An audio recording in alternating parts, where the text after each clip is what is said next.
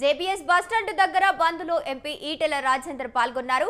బీసీలకు 42% రిజర్వేషన్లు ఇచ్చే వరకు ఐక్యంగా పోరాడాలని పిలుపునిచ్చారు. అధిక శాతము జనబలమున్న అధికారం మనకందదాయను, పల్లకి మోసే బోయిలమైతిమి, చెట్లకు గాసే ఓట్లమైతిమి.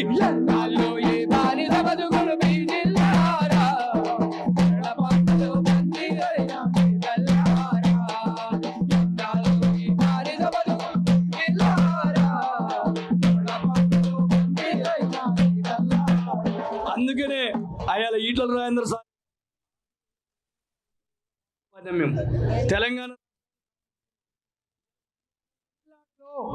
ఎట్లయితే వాళ్ళు ఏ ప్రాసెస్ చేసిందో ఆ ప్రాసెస్ తప్పకుండా ఇక్కడ చేయాలని చెప్పి నీ ప్రభుత్వం డిమాండ్ చేస్తున్నా.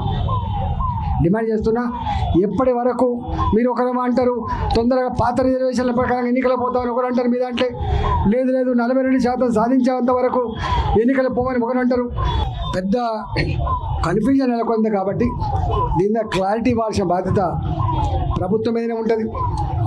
ఇవాళ బంధు పార్టీలు పిలుపు ఇవ్వలే, ఈ బంధుకు పిలుపునిచ్చింది బీసీ జేఏసీ పిలుపునిచ్చింది. దానికి ఇవాళ కింద ఏం జరుగుతుందో వాళ్ళకు రిపోర్ట్ ఉంది. కాబట్టి అనివార్యంగా అన్ని పార్టీలు కూడా ఇవాళ బీసీ జేఏసీ ఇచ్చిన పిలుపును ఇవాళ అమలు చేసే పరిస్థితి వచ్చింది, దానిలో పాల్గొనే పరిస్థితి వచ్చింది. సంతోషం, దీన్ని కాదంటలేము.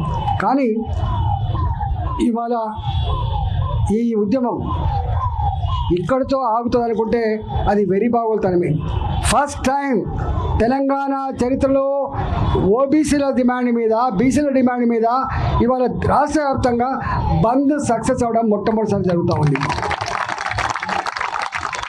మోడీ గారి క్యాబినెట్లో 70 మంది మంత్రులు ఉంటే 27 మంది మంత్రులు ఇలా ఓబీసీ వాళ్ళు ఉన్నమాట వాస్తవమా కదా చర్చకు వస్తారా అని చెప్పి అడుగుతున్నా. అంతేకాదు ఇవాళ ఓబీసీ ప్రధానమంత్రిని ఇచ్చినటువంటి పార్టీ కూడా ఇవాళ మోడీ గారు ప్రధానమంత్రి, ఓబీసీ ఒక ఓబీసీ. అందువల్ల బీజేపీ చిత్తశుద్ధిని, బీజేపీ యొక్క కమిట్మెంట్ని మీరు శంకించద్దు.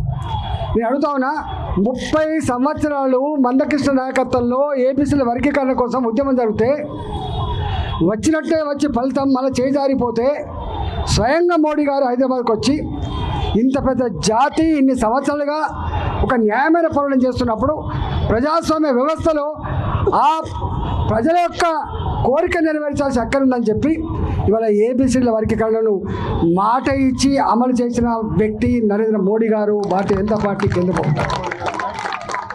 అందువల్ల ఇవాళ అనేక అంశాలు మాట ఇచ్చినే అమలు చేసింది, మాట ఇవ్వని కూడా అమలు చేసింది, మేనిఫెస్టోలో పెట్టినే అమలు చేసింది.